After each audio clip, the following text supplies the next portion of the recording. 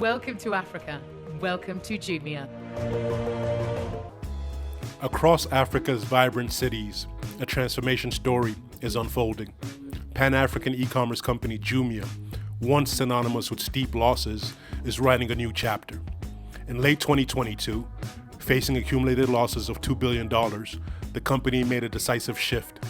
Under new leadership, Jumia embarked on a bold journey of transformation, cutting costs, streamlining operations, and refocusing on fundamentals. Today, that strategy is showing results. Cash burn has decreased significantly, operational efficiency is up, and Jumia's path to profitability is becoming clear. This isn't just another turnaround story. This is about delivering numbers that match the narrative, performance that matches the potential. This is Africa Incorporated.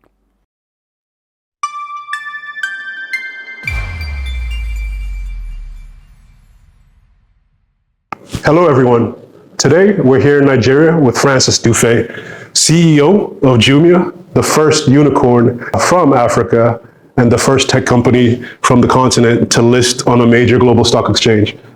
Thank you for being here, Francis. My pleasure. Fantastic. So we were talking and you mentioned you'd been in Abidjan for a decade. You've been with the company for a decade, right? So 2 years ago, or just over 2 years ago, the co-CEOs of Jumia stepped down and you ascended to the CEO role. So just while I have you here, I just want to ask you to grade yourself. How would you grade your performance over those, 2 years plus? Oh, that's a tough question. Everyone who works with me knows, they all know that I'm the kind of glass half empty person. So I will never give myself a 10. I think it's been a 7-ish. We could certainly have done better. We could certainly have done faster.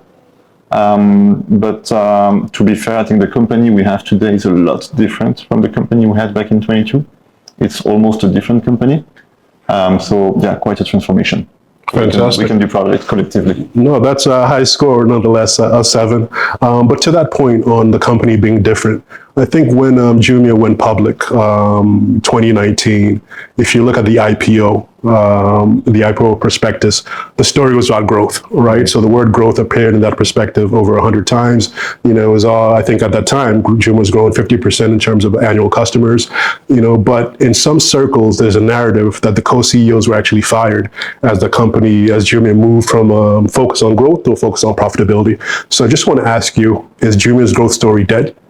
No, I think, we're an e-commerce company targeting consumer demand across emerging markets with over 600 million people. So it has to be a growth story. The growth story remains. We just had to go through 2 years of cleanup. And we just had to rebuild the right foundations for this company so we could actually address huge consumer demand. Already huge, underserved and growing consumer demand, but with the right business model that will lead to the right economics and to profitability. Fantastic. So it remains a growth story no matter what. Great. So to that point, one challenge to that answer is, I think, in 2023, for the first time, annual active customers for the company actually declined, yep. Right? Which So are you implementing any specific strategies, or what strategies are you implementing to turn that around? And also, I think from some past transcripts of the earnings call, there's been this idea of almost potentially a focus on quality, potentially in addition to, or, as opposed to quality of customers, right? So not just the quantity of customers, but retention and quality customers. So how do you see that? What strategies are you implementing to get more customers, and what's your view? Has that customer approach evolved? Yeah, I think the plan over the past 2 years has been very clear. One, there was a lot of cleanup, dead branches, and we had to exit some businesses that made little sense, but were not strategic. So we left food delivery, for example, Jumia Food. We exited classifieds. We left Tunisia and South Africa recently. It was a matter of focusing on the right targets and the right big markets.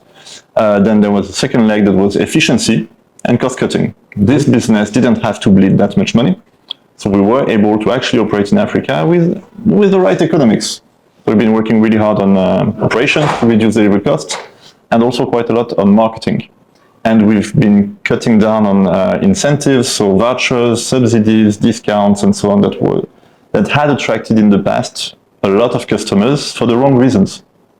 It turned out to be unprofitable, as a matter of fact. And the third pillar has been rebuilding the right fundamentals for growth. So we can talk later about who is our customer base and what's our target market. But we've been heavily focusing on delivering the right value for money to our customers, yep. Which does not require a lot of marketing. It's a massive focus on supply rather than demand. We made the assumption that demand is here. We had to fix supply. We also expanded to new cities to be able to reach new consumer pools. We've turned our marketing mix around to be a lot more efficient. And with that, now we're able to grow with the right customers, with the right loyalty and the right economics. So we recently, so you mentioned that we lost a lot of customers back in 23. Yeah.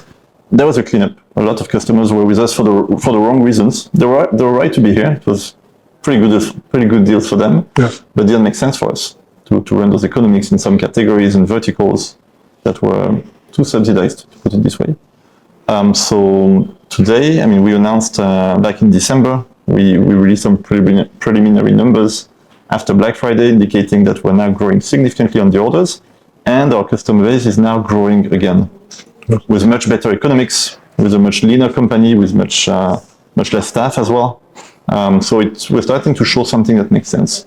That this business can grow, can get more customers, more orders, more usage, and get a path towards profitability. So it's just the beginning. It's 2 years of hard work to rebuild everything, and now we're starting to see the output. Fantastic. So to talk about those 2 years of hard work and rebuilding, right, there's this idea of wartime CEO and a peacetime CEO. And I certainly see you as a wartime CEO. Since you've come in, you know, it's been bloody, right, to use a certain term. So as you mentioned, you came in, you stopped, discontinued Junior Food, discontinued Junior Prime, shut down Tunisia, shut down South Africa. There's also been, I think, 20% staff reduction or more. So 60%, right? So 20% initially, all the efficiencies, that same all the efficiencies, but fantastic. So just, a lot of activity to right the ship, right? So for our audience, just very curious, you know, unlike a lot of tech companies on the continent, mm-hmm. certainly in Nigeria, you are a publicly traded company, right? So how do you make such bold moves in that context, right? So what do you need to do? What information do you need? What criteria do you select? Who do you need to carry along? Yeah, I think the bright side, if I can put it this way, back in late 22, is that we had no choice. The cash burn of the company was obviously unsustainable. Anyone could see it from the outside. If you looked at the cash burn versus what was left in the bank account. So something really, really ambitious had to be done. And it was... we managed to get the support from the board, the support from shareholders to deliver that plan. So the plan was written from day one. And then it was all about executing it. Quite a bold plan, obviously. In the first weeks of the transformation, we've shut down our offices, our headquarters in Dubai, for example, where we had most of the management teams. Yeah. So a number of bold and painful moves. Not really fun, right? We all had a number of very unpleasant calls to handle. But in a way, the fact that we had to really get a cure very fast really helped us take bold decisions really fast. So that pushed us. And then, because we were able to kind of start from a clean sheet and rethink the business model, myself and the management team, we've been able, over the past 2 years, to deliver like a shock therapy to really build the business on new fundamentals. Everything's different. The way we do logistics is different. The way we focus on demand or supply is completely different. So, shock therapy. And because, we're blessed to have really an excellent team, lots of talent, highly motivated people who quickly got it, were quickly able to change the way they were operating, step up. Lots of people stepped up from operational positions to management, and were able to see the benefit of that plan, and we very quickly get the support from everyone in the company. We got support from board, shareholders, from our employees, most importantly, and it country by country, it very quickly started to click on the customers and vendor side. So at some point, the whole ecosystem becomes supportive, and then it's done, pretty much done. Got it. Fantastic. So it sounds like, bit of that curve where you go a bit negative, painful shocks before it's had to be this way, right? Yeah. I mean, the numbers we released in the first quarters of 23 were horrible. Yeah. Because we're cleaning up everything, restructuring, losing customers, bleeding customers. Yeah. But that was part of the cleanup. We had to go through that. We couldn't do like everything was fine and we just keep going. It's not going to happen. Got it. Agreed. So I just want to dive a bit deeper into a specific, case study, right? So you mentioned Jumia Food, and we've done some analysis at Afri Digest, and you'll tell me if the numbers are correct, but from what we found out about customers spent on average $10 per order for Jumia Food, just about that figure, right? That makes sense. Yeah, and after commission, Jumia's revenue was something around $1.60, right? And then after expenses, it was basically Jumia losing $2 after expenses for every order. So I don't know if those figures are right, but it seems directionally correct. So just want to ask you, so you have that business, you come in, everyone's aligned, right? How painful is it to say, okay, we're shutting down this business? Yes. It's emotionally painful, right? I mean, we're humans. It's a company, it's money and business, but we're also humans. Everyone at Jumia had been very involved with Jumia Food. I spent years and years spending more than half of my time on Jumia Food. So it was emotional, of course. And everyone around you would be customers of Jumia Food. So it was a bit out of proportions when it came to emotions. But when we looked at the numbers and the facts, it was obvious that Jumia had to focus on the big opportunity, and the big opportunity is e-commerce. I mean, on our continent, we're not short in opportunities. We just need to be able to focus and execute well. At that time, with the money we had, the teams we had, we could not execute well on too many different big battles. So focusing. Great. Focus is a strategy, to put it this way. And it's a tough business. There's no question it's a tough business. It's lots of logistics, very demanding on the product and tech, and very open to competition. It's a business where I believe it's quite hard to build a barrier to entry. Anyone with a strong app anywhere on earth can come to Nigeria, Ivory Coast or Kenya, find restaurants who are willing to work with them because they've been educated to the app already, find riders who are willing to switch tomorrow morning for more money, and find customers who are willing to switch tonight for a voucher. So you have this, at the time, you had this constant flow of new entrants coming to the food delivery market, dumping a few $1 million on the table and then buying market share. We could not play that race forever. So all in all, we had to focus. And I deeply believe that given our skills, our knowledge and our experience, the big opportunity is e-commerce in Africa at scale for the broad middle class. And that's a much bigger market, I believe, than food delivery. There's nothing wrong with food delivery. Some companies are doing it beautifully well, and I wish them luck. But we have so much to do on e-commerce, we have to focus, period. Got it. I love that you talked about the opportunity in e-commerce, right? So, and I've followed Jumia for a while. I think for a long time, Jumia has been talking about the potential in e-commerce. And that's something we hear in general about Africa, the potential in Africa. But to come back to reality, right? So the day you ascended, right? The day the co-CEOs stepped down, the stock closed at $4, right? If you say, what did the stock close at yesterday? Just around $4, maybe $4.20. So I think the question there is, with this context of the opportunity, what do you say to people who point to you to that flat stock price since your ascension, who say, okay, there's nothing to Jumia specifically as a company, and there's nothing to the opportunity in Africa as proven by the performance of Jumia in the recent history? Yeah. Well, first, I understand some level of skepticism, because since we've been listed in 2019, we've kind of disappointed investors in a very consistent way. Yeah, that's fair to say it.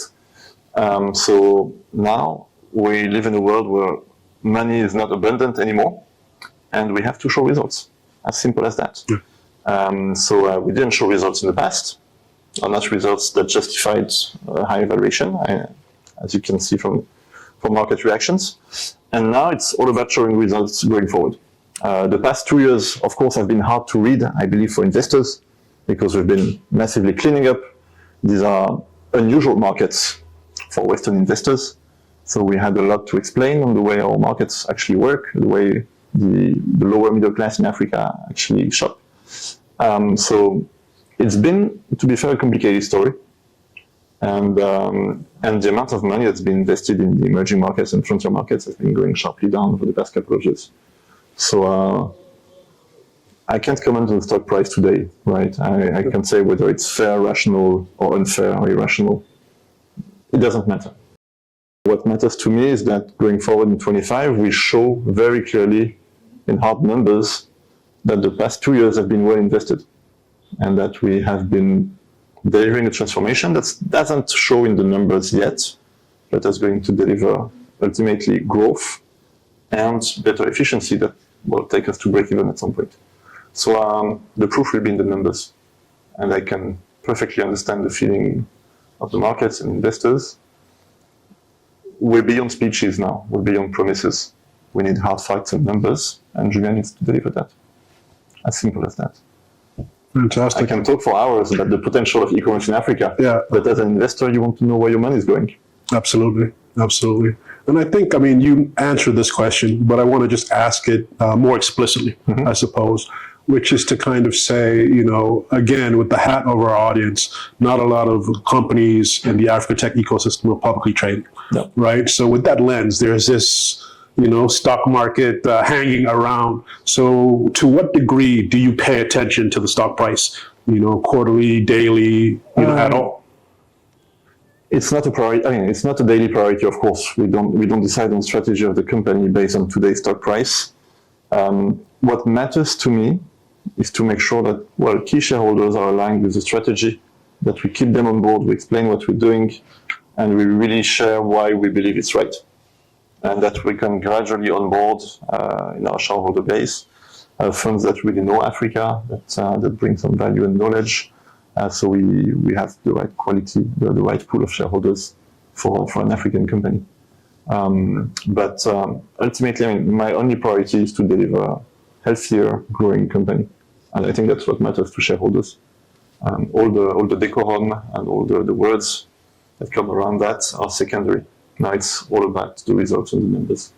Fantastic. And that's actually my next question on the numbers, is to say, in the past, there was a focus on growth, focus on story, focus on customer growth. So the question relative to the number is, what metrics are you looking at? What metrics are you trying to optimize? What do you focus on numerically on a day-to-day basis? So bottom line, we're focusing on growth and efficiency, so profitability. So both at the same time. We need to deliver both growth and profitability at the same time, no way around. We're not break even without increasing the volumes. It's obvious if you look at the numbers, there's no way.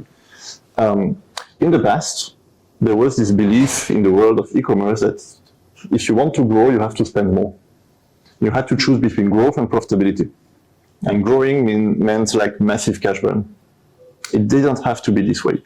It really didn't have to be this way, especially on the African market, which I know better. On the African market, it's not about burning marketing money. It's about delivering the right value proposition, the right value for money to your consumers. And you can grow very nicely with that. It doesn't have to be very expensive. It can actually be profitable growth. So we're breaking this assumption that you have to choose between growth and profitability. And if you look at our past quarters, you see that the growth rate at Jumia is improving quarter after quarter in orders and customers, from highly negative to slightly positive and more positive in the first couple of months of Q4 after Black Friday. And also that our unit economics has massively improved versus 22-21. We are clearly profitable on variable costs for every order. So the more we grow, the less money we lose, as simple as that. It's pretty straightforward now. Scale will get us closer to profitability. Every additional order gets us closer. So we don't have to choose between both. Now the strategy is a combination of both. We want to grow and become more and more efficient in operations, marketing, G&A, tech, and everything. So there's a clear path towards break-even. Fantastic. But we don't have to choose between both. This assumption from the past is broken. I mean, it didn't work, obviously, and doesn't apply at all. No, I think it's, that change has been recognized by the public markets, at least from time to time during your tenure. For example, last year, I think around July, August, you had that secondary share sale, right? You were able to raise $100 million from the markets. So curious as to how do you plan to deploy that capital? And, what are the levers that you're focusing on to right the ship to your point, to boost both profitability and efficiency? So we have very straightforward levers for growth. And it's the plan we've been rolling out for 2 years, actually. And we don't have to change it every year because we're really working on fundamentals. There's no shortcut. First one is assortment. We're addressing the African middle class and lower middle class. So anyone who makes more than $80 a month can be our customer and living in a city of more than, let's say, 50,000 people in Nigeria. So that's dozens of millions of people, potentially. So we have to be very affordable. If you make $100 a month, investing in shoes is a strategic investment. So we'd better have shoes for $7, $6, or even $5. So big focus is on value for money. And that's the work we do with local vendors, international vendors, brands, and so on. Second focus has been expanding up-country, so new pools, new addressable markets. So in Nigeria particularly, we've made nice push in the hinterland of Lagos, early 24. Late 24, we've been expanding on the eastern side of the country, the Delta and above. And now we're pushing in the north. So we're going to Kano, Kaduna, Maiduguri, and so on, and a lot of smaller towns along the way, which is working really nicely. We have very nice growth in the new cities that we're opening. We're addressing the needs of consumers in a much better way. We're solving for really a gap in product offering in those cities, and we're really making a difference for people. So with that, we get growth, but it's not huge investment. We're not putting a lot of money on the table for that. We're just leveraging our tech and our logistics network so we can better serve people in small cities. And the last big topic is marketing efficiency. So we're spending a lot less in marketing compared to 2 years ago, about 4 times less. But it's a lot more efficient because we're using channels that are way more relevant to the people in Maiduguri than it used to be in the past. So these levels are a bit underwhelming because it sounds basic. So the challenge is all in the execution, doing it really, really well and at scale. And that is driving adoption, usage, and happy customers. And that's thanks to that we've been able to disclose much better growth numbers after October and November. That's really driving the trend. And you see the acceleration throughout the year. So no rocket science, no secret sauce, but strong execution to make sure we have amazing value for money for the middle class in Africa. And that's working. Fantastic. And to that point, right? So I've been critical about Jumia in the past. And I remember when you first, fair enough, thank you, right? When you first came, when you officially were appointed the CEO role, I think your first earnings analyst session, I forget what you call that, you emphasized kind of what you said, like no secret sauce, it's kind of the basics, the fundamentals. So the question is just if it's just to focus on the fundamentals, what was the company doing before? Right? If it's just as simple as focusing on the company. That's a controversial question. I'll try to answer it in a less controversial way. I think we've lacked focus, and we've also lacked, back in the days, understanding of the real drivers of our market, right? Focus is an obvious one. I mean, this company has been in way too many countries and way too many verticals. At some point, this company was doing like taxis, travel agency, classifieds, food delivery, whatever.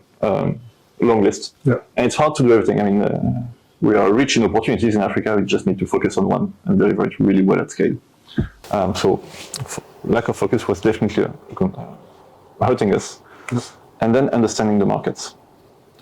In some way, this company originally was founded along the same rules that apply to e-commerce in Europe or in the US.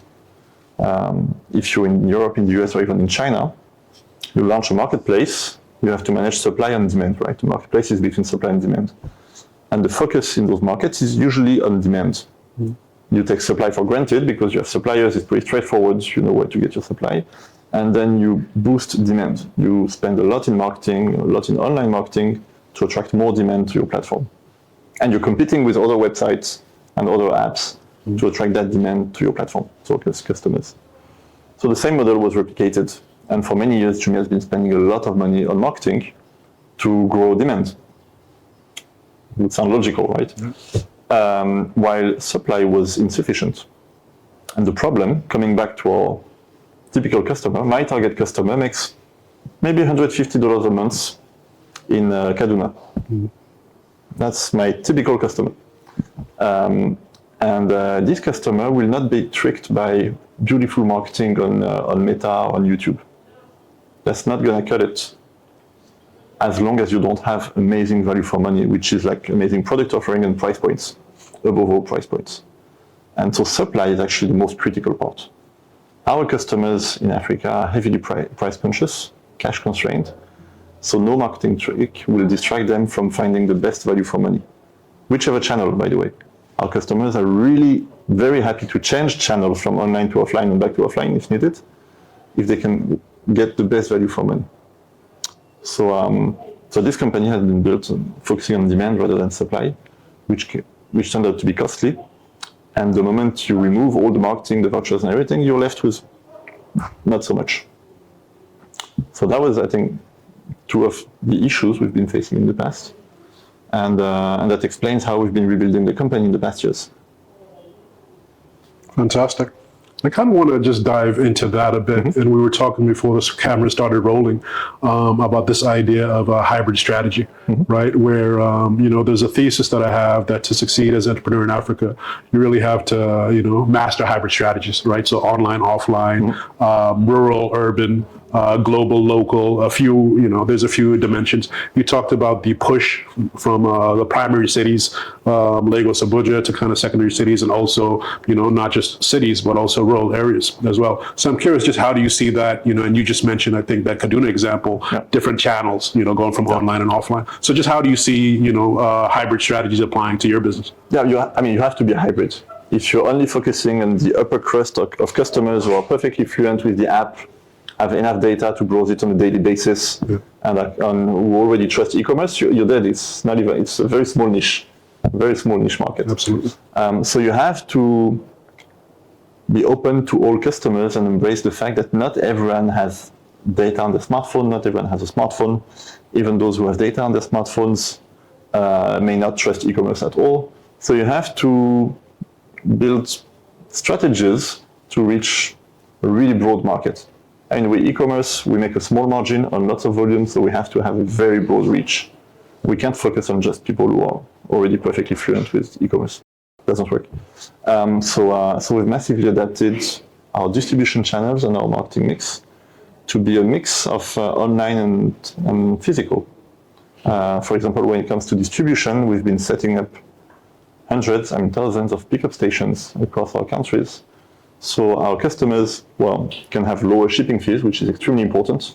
A lot of customers would rather walk a little longer so they can save $50, which I understand, and we make it possible for them. The physical locations, the physical pickup stations, give the customers the opportunity to see Jumia. It makes the brand a lot more trustworthy and legitimate, and they have someone to talk to, and it really unlocks a lot of buying. It's an important marketing tool eventually on top of just distribution. And when it comes to the marketing mix, we've been shifting a lot from the paid online channels that were like the standard channels for e-commerce. We keep a bit, but much less than the past. And we've been shifting to offline channels that are a lot more relevant and that make the brand more legitimate in smaller cities, such as radio, print catalogs.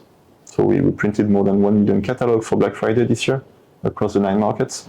And it's working. It's very cheap, very local. Are you still using agents?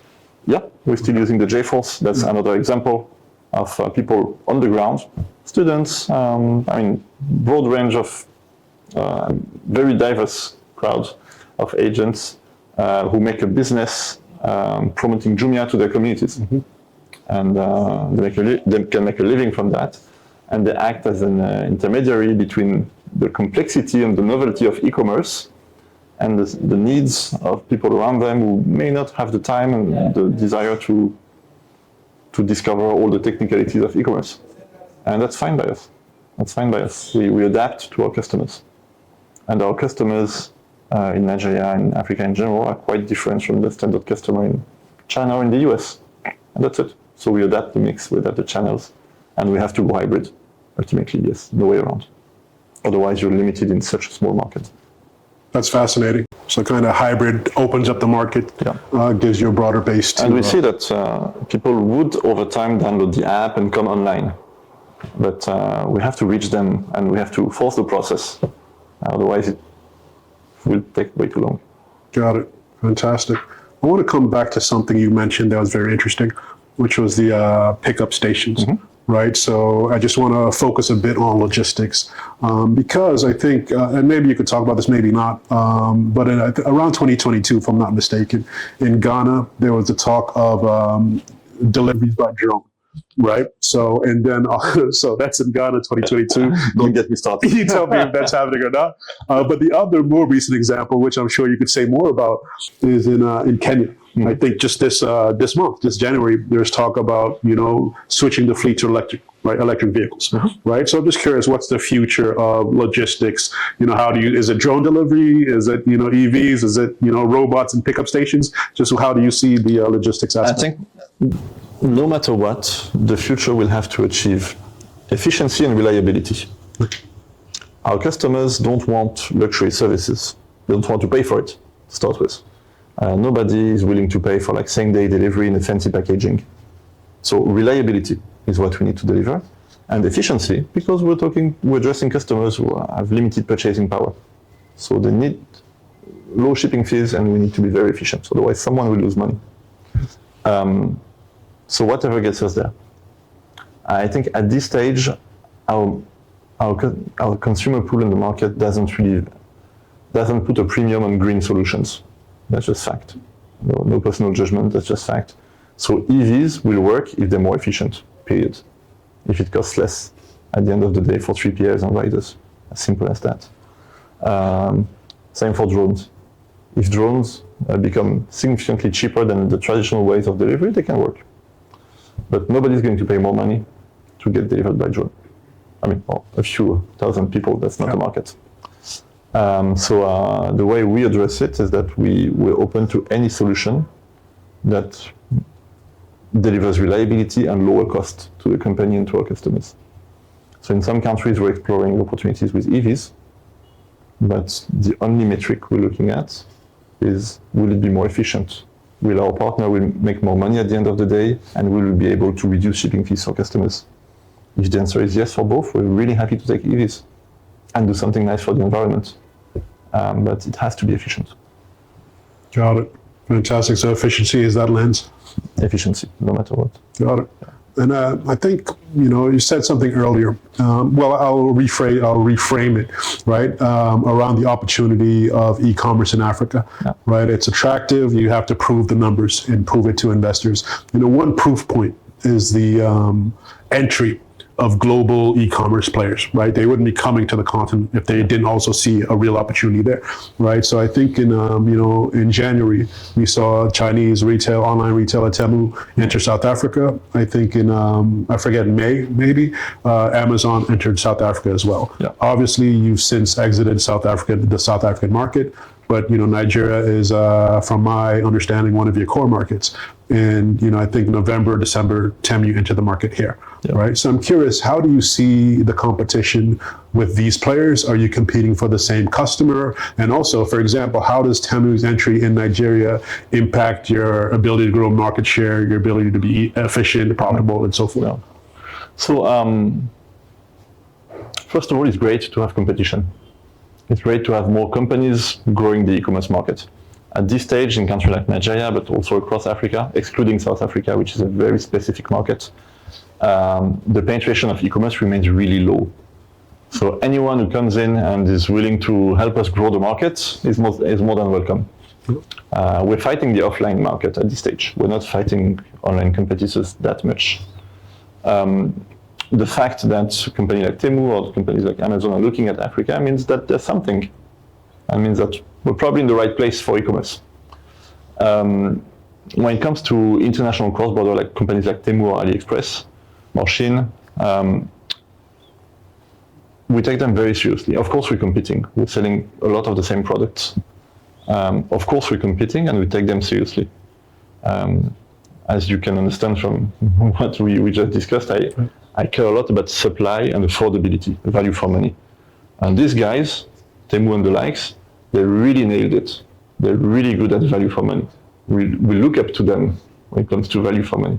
And thanks to their value for money, they've been successful all around the world, not only in emerging markets, also in the US and Europe. So we take them seriously. And they will take some market share, inevitably. Their value for money is good, their service is good. So inevitably they will take some market share, but we believe when the market is so big, there's room before we get affected. And we can actually fight. We have the right to fight. It's not because they have a few billion dollars in the bank account that we can fight. We can actually fight in many ways. First of all, we have much better access to local logistics. We can deliver, we have a much more efficient and much broader delivery network. That's a lot more sustainable in the long run. As simple as that. To our network of pickup stations, fully optimized, scaled. We already scale logistics. We have massive efficiencies of scale. So that logistic network is a massive asset for us and kind of a barrier to entry. We can do cash on delivery and payment on delivery, which cross-border e-commerce cannot do. You need to prepay, you need a credit card, or at least a bank account. So it's a significant hurdle for a large part of the population. We can do categories that they cannot do, like appliances. They won't ship a fridge from China, for example. So we can bring a much broader product assortment. And we're already fighting, we're fighting with the same supply as well.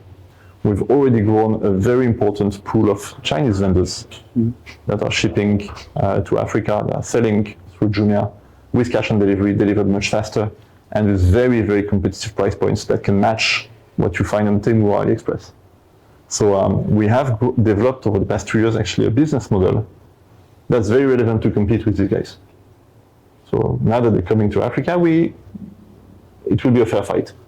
So we're not scared. We believe we can compete. We're very vigilant because the guys are good, obviously. But it's a fair fight, and anyway, the market is big enough. The potential to increase penetration of e-commerce in Africa and Nigeria is massive. So there will be lots of space. Got it. So it sounds like, you explicitly said you could learn from them about value for money, and it sounds like they could learn from you about actually serving the African customer. I hope they don't get too fast. Fair enough, right? They're probably watching this interview right now. But you said something that caught my attention there about payment delivery, right? So maybe you don't know this, but I worked for Honda actually in 2015, right? So payment delivery at that time was quite painful because of a lot of returns, right? So I'm curious, it's now, 2025, and we're still talking about pay on delivery in the context of tech, where you have, and drones and EVs, right? You have this pay on delivery. So why is pay on delivery still necessary for Jumia in this world? Well, there's a difference between our dreams and the reality. And maybe we dream of an e-commerce business that sells only iPhones 20 and prepaid cash with high margins. But that's not the reality of our customers in Nigeria and across Africa. The reality of our customers is that they have limited purchasing power, they need value for money, and there's still a trust barrier. So people want to see it before they pay. They will pay, but they want to see it. And Jumia needs to grow. It's a growth story, as we said at the beginning. And the growth story will not happen if we create more barriers to adoption. So at this stage, we need to really scale our customer base, make it a lot bigger. We're okay with payment and delivery. It's a conscious choice we're making to keep going with payment and delivery because it really makes adoption a lot easier. It removes a big barrier to first purchase. So the fact that we accept it doesn't mean we love it. It's annoying, it's complicated, it creates returns, it creates some damage and so on, but we have to live with it. So we've made sure that it's really well embedded in our processes. Our IT tools, proprietary IT tools, are designed to enable cash on delivery and to manage as efficiently as possible the reverse flow that we get because of cash on delivery. Our finance tools are designed to avoid reconciliation issues, to avoid leakage or anything. So we've really embedded cash on delivery. We manage it in a very efficient way, all aspects of it, and it's not just part of business. So we embrace it. We can't cut it, we embrace it. And it's a very relevant part of our growth strategy going forward. Fantastic. And to that point, in terms of growth in payments, it sounds like there have been a lot of emphasis in recent calls on JumiaPay, right? So I'm a Jumia user myself. I use JumiaPay from time to time. So I'm curious, what's the vision for JumiaPay, right? In the context of, PayPal was started with eBay. There's a separate, you have, as you mentioned, I don't remember if it's on the call, on the video or before video, Nigeria has a strong kind of payment infrastructure, payment ecosystem. So how do you see JumiaPay evolving? What's the grand vision for it? Yeah. So a lot has been said about JumiaPay in the past. The plan now is very clear. JumiaPay is an enabler for e-commerce. JumiaPay's goal, and only goal right now, is to make online payments and digital payments smoother, easier, more pleasant on our e-commerce platform. Step one, no matter what. PayPal started as a great enabler for eBay within the ecosystem. So no matter what, we need to have great adoption within our own ecosystem. That's the first step. So over the past 2 years, we've been adding more payment methods, making it more relevant, improving the UX. So our customers would be more willing and happier to use it. First priority.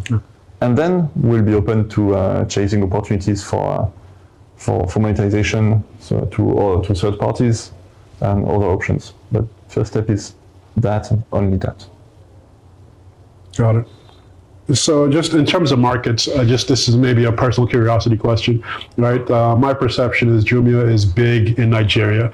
I think in the press release from exiting South Africa, Tunisia, something around 3% is in my head.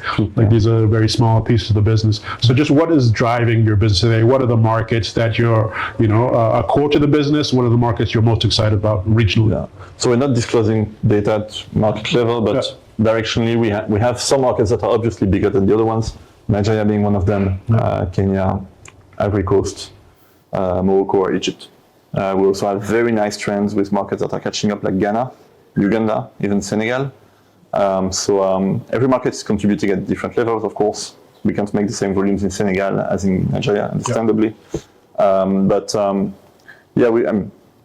Bottom line, we believe we have huge potential for increased penetration in the existing markets.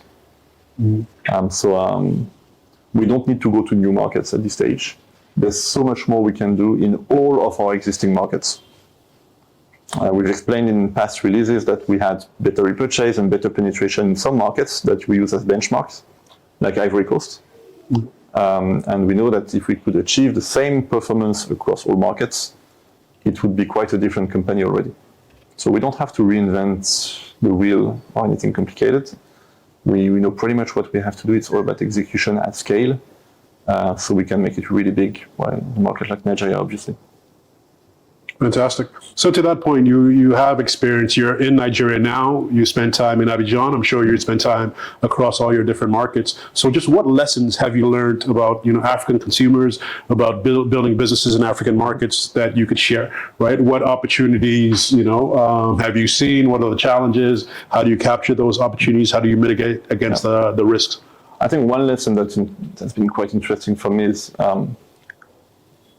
the fundamentals of supply and demand are quite similar across all the markets where we operate. Last year I came to Nigeria and I told the team Nigeria is the same market as the others, just a bit bigger. They were a bit annoyed with that. They didn't really like it. But what I meant by that is that the dynamics are the same. In all of our markets, from Uganda to Egypt to Nigeria to Kenya, Senegal, our customers have very limited purchasing power. They've been through a couple of very tough years. And still, they're consumers. They want to shop. People are alive. They want to get new shoes. They want beauty products. They want a bigger TV. That's legitimate goals in life. It's okay, and we're happy to supply. What we saw as well, the categories that are in high demand across countries are pretty much the same. The price points that work are pretty much the same. So lower price points than in China or than in the US, obviously, but we know how to supply. What it meant for us is that we didn't have to reinvent a new business model in each market. I'm often asked, how do you adapt to the cultural specificity of each market? Mm-hmm. We don't. In short, we don't, otherwise that would be quite painful to manage times nine countries. For sure. Of course, we adapt to the way we communicate, we adapt a bit the marketing, the messages, and so on. But the fundamentals of what we sell to people and how we deliver the value for money we're offering are the same. So the playbook works across all the markets. And that's been a big learning. So it's enabled us to cut a lot of complexity, cut a lot of bullshit as well, mm-hmm. and get moving. Fantastic. So let's dive a bit deeper into that playbook, mm-hmm. right? You're across 9 countries. It's a U.S. publicly traded company, and there's macro issues, right? The Naira, the Egyptian pound, and so forth, yeah. right? So thanks for the good memories. Yeah, I think they're not going away, right? Maybe they're stabilizing in some places, but it's certainly a reality of doing business on the continent. But I'm curious, so just within privately VC-backed companies, right, there's the question, the challenge of how do you manage your business? If you're a Nigerian company, are you reporting, are you thinking in Naira? Are you thinking in dollars, right? You have this challenge. Obviously you're 9 countries, you sit at the top of the organization, and it's a US company, so ultimately everything is translated back to dollars. Yeah. But how is the actual businesses managed, right? Your Nigeria team, are they thinking in dollars? Are they thinking in Naira? How do you encourage them to look at that? Both. We're managing, so when it comes to growth and usage, we look at sales in dollars, sales in Nairas, orders, and active customers. So it's a range of KPIs. Yeah. So we have the right picture at the end. If you only look at your business in dollars, you get depressed. Mm. If you only look at your business in Nairas, you get the wrong picture, overly optimistic. So you need to look at both at the same time. Got it. No way around. Now that we will be lapping the devaluation in a few days, right? Or tomorrow or today, I don't know. Yeah. We'll be able to look at the growth rates in dollars again. Yeah. Touching wood, so nothing happens. It will make things a lot easier in terms of performance management, obviously. Yeah. But you have to look at both. Otherwise, either way, you get the wrong picture if you take only one KPI. Got it. Which also makes it quite painful. Complicated to explain to potential investors outside of Africa, right? Because that level of currency volatility is quite uncommon, to say the least. Absolutely. So it's obviously complicating a bit our message. It has complicated our message over the past couple of years. To that point, in terms of explaining something a bit complicated to people off the continent who might not understand, right? There's a perception/reality that consumers on the continent are poor, right? So they don't have a lot of disposable income. Yeah. It's not you talk about not catering to the upper end, but to the mass market. Yeah. So how do you build a business that's valuable, that deserves to be listed and deserves to be trading near your IPO price, based off of this customer base? I'm going to rephrase your question, because I got this question in a much less polite way many times in the past. I was often asked, are Africans ready for e-commerce? Mm. And 2, how do you make money from people who don't have money? Yeah, that's the most direct way to ask it. A bit rude, but most direct. So the first question of whether African consumers are ready for e-commerce is wrong. Mm. Our consumers in Africa, first of all, hundreds of millions of potential customers and many more in 20 years, don't have a lot of money, of course. That's it. And that is good or bad, but that's the way it is. But they have some disposable income. Maybe $10 a month, maybe 5 or 20, I don't know, but some. Yeah. And they will find the best value for money no matter where. And our customers, that's what I've seen across the continent, our consumers in our 9 markets are very eager, switch very easily from one channel to the other. they will easily switch to online or back to offline, depending on where they can find the best value for money. So customers in Africa are ready for e-commerce, there's no question. The right question to ask on that topic is whether e-commerce was ready for African customers. And e-commerce in the past, including at Jumia in Africa, had been designed the wrong way for African customers, with lack of focus on affordability, too much focus on marketing and fancy stuff and expensive services that people could not afford while they wanted value for money.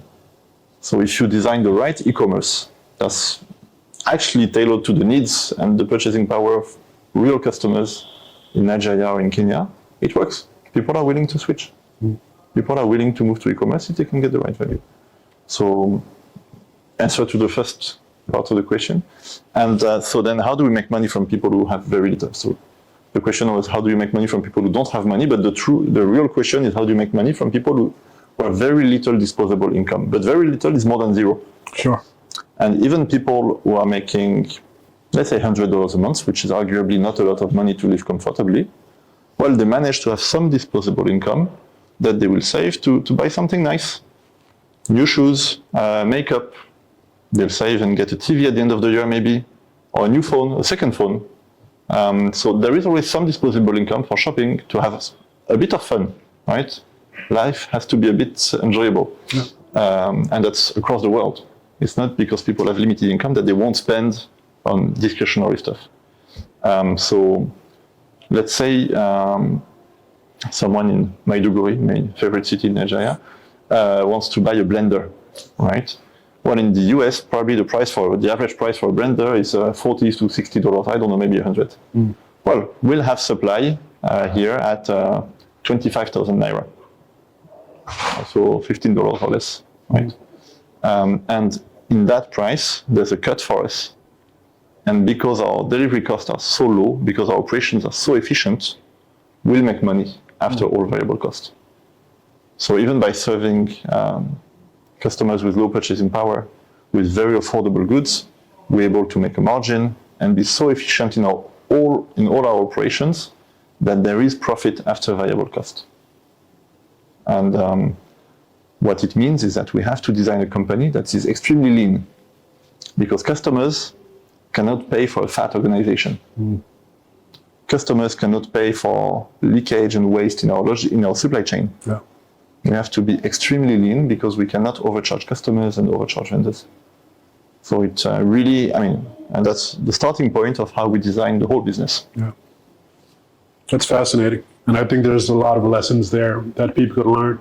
But I want to pull that out a bit more explicitly. I think we're at the last question, and I want to just target this question for our audience, right? So have you here, 2+ years at the helm of one of the leading companies in Africa, publicly traded, and so forth. So our audience, as mentioned before, is a lot of people building or aspiring to build businesses at scale in Africa. So just out of curiosity, what advice would you give folks that are, looking to currently building venture scale businesses that will potentially go public one day? I think my main advice is look at the market in the eyes and accept it the way it is, right? When you live, in the startup world, you're conditioned by the people around you, right? And the people you meet, the people that you and I would meet in Lagos do not give a fair picture of the whole market in Nigeria, right? And we need to acknowledge and embrace the fact that 99.9% of the consumer base in Nigeria or in most of African markets lives on a fairly low income. And that's the market. A very big market with low income. So we need products that are very affordable and that fit the needs and the purchasing power of a middle class that's very different from the middle class in China or in the US. So we need to design for maximum affordability if we want there to be a market. Otherwise, it's a niche for the elite of Lagos. And that's not what we should aim to achieve. I was telling the team yesterday, you guys need to be proud of serving hundreds of thousands and millions of people who are not making a lot of money. because you're giving them opportunities that they would not have had otherwise. And that's what we should be doing. I would take much less pride in serving just the elite of a few cities, of a few big cities in Africa. We do it at scale, we do it for a lot of people, and we make a little difference for millions and millions of people. So that would be my advice. Take the market as it is and try to serve, real customers, not the customers you may dream of. Fantastic. No, thank you for that. I think, Pleasure. and you talk about pride, I just want to say too that, we as an ecosystem take pride in Jumia, right? Your success is our success. You're kind of a beacon, certainly to the US, to the Western world, in terms of what's possible in, in Africa. So turning the company around, kind of, going through that pain and then coming up out of it, we're all looking forward to a real success story. We feel some level of responsibility. Absolutely. Because if we mess it up, it's bad news for the whole ecosystem.